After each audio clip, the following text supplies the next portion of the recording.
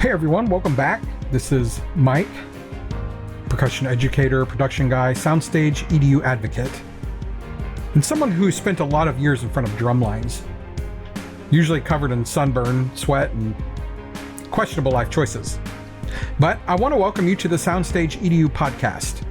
For those that are new to that, we have quite the library here. We also have a 10-episode Drumline clinic in your ears, if you missed that. I don't know if I promoted that here or not, but regardless, here we are.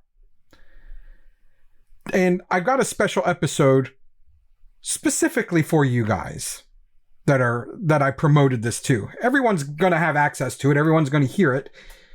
The search algorithm is going to work in my favor, and people are going to find this either way. But those of you that are here from the Drumline resources or percussion resources, tools, tips, and tricks group, I want you to know that this episode isn't about chops. It's not about flam drags or what drumhead is the best or which tuning chart reigns supreme on the internet this week. This one's for the instructors. This one is about teaching and the lessons that I've learned along my way doing this. This one's about a kid, a quiet kid, and a lesson that changed the way I teach forever. So every battery has the loud kid. As soon as I said that, you know exactly what I was talking about. Their image just popped up in your head. You know the one.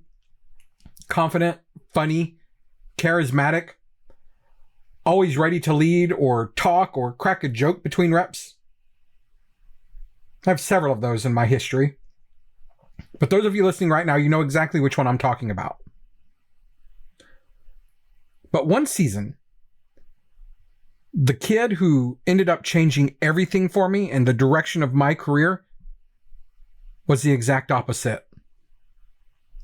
He was nervous, awkward, brilliant, soft-spoken, and painfully proper for a teenager.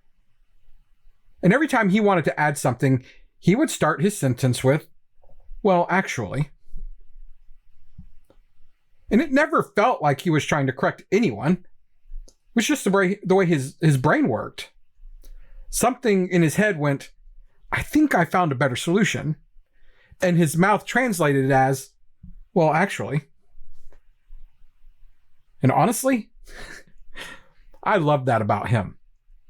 I mean, it's been 30 years and I still remember, I can still hear it. I can still see him when he would approach me.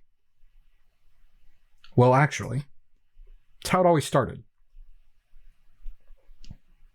So let's move along to one rehearsal specifically, mid-season, the one that changed everything for me. I was like, I don't know, 23, 24 years old. I was young. But the battery was in full chaos mode. Notes flying everywhere, mallets clanking, quads arguing about sticking, snares debating whose interpretation was right. You know the drill, right? Every single one of you knows this. And I'm trying with all my might to hold the room together, pretending I'm not dying inside. And I can feel that moment coming. The moment every tech knows, where you're about to pull the plug on rehearsal because nobody is mentally present. And then it happened. Quiet kid raised his hand. And I wish I could remember his name, but I just can't. Because it's been that long. I'm old, guys. I'm old. But he raised his hand, and that never happened. And in the softest voice, he said, "Well, actually, if we just slow this down to like 70 for 5 minutes, we can lock it in. Nobody's clean at 120 yet." Silence.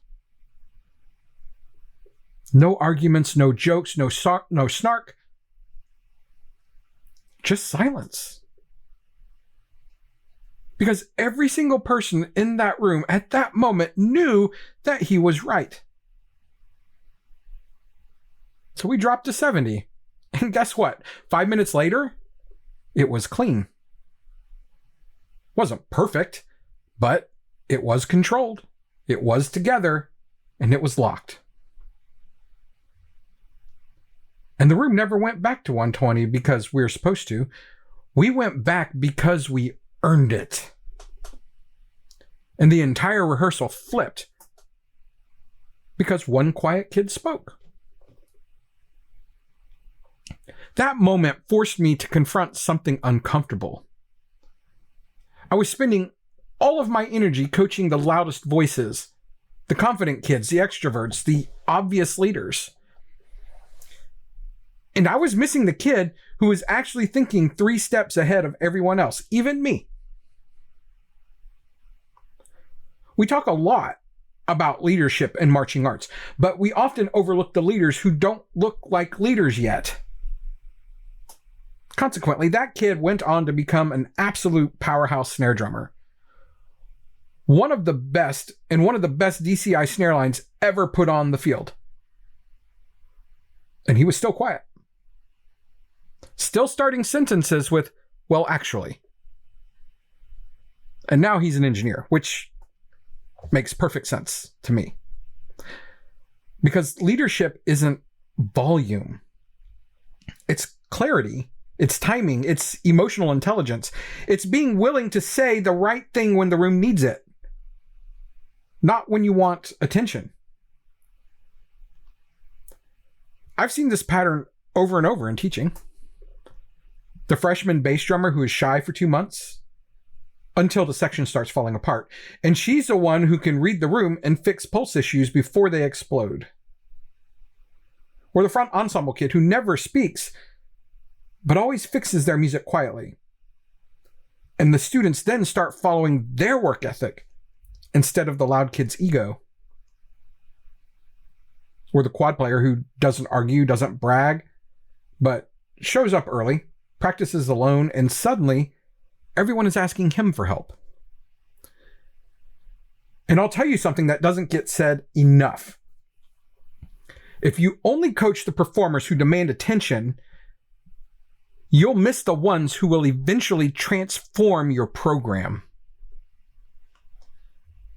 So, if you're a young instructor, here's what I want you to try this season, or as we're moving into winter season, wherever we are in proximity to when you're listening to this. Watch who the section listens to, even when they're not talking. If kids start copying how someone practices, that's your leader. After a clean rep, ask the quiet kid, where do you think the dirt is? You will be shocked how accurate they are. Give them real responsibility. Tuning, calling reps, leading a sectional. Leaders grow when we stop protecting them and start trusting them. And most importantly, stop assuming that extroverts are natural leaders and that the introverts are support players. Because marching arts has both. I'm an introvert. I was by no means a support player. Some of the best section leaders I've ever seen were quiet, observant, analytical, and thoughtful. We like to think percussion education is about hands, timing, and cleaning. But the truth is, it's about humans. Humans with fear, humans with potential, humans who sometimes need someone to believe in them before they believe in themselves. Teaching isn't telling. Teaching is noticing. And the quiet kids, they'll change your program if you see them. So that's the story of, well, actually. And to that kid, wherever he is, thank you. You made me a better teacher. I'm working on a field guide for young percussion instructors. practical, real-world teaching, the stuff nobody tells you before you get thrown into a rehearsal with 30 teenagers and a pair of quads that sound like frying pans. So if this episode resonated, send me a message or drop your own quiet leader story. Those kids deserve to be talked about. So thanks for listening. This is Mike with Soundstage EDU, and I'll have more on this soon. Stay tuned. Follow the show. Have a great week.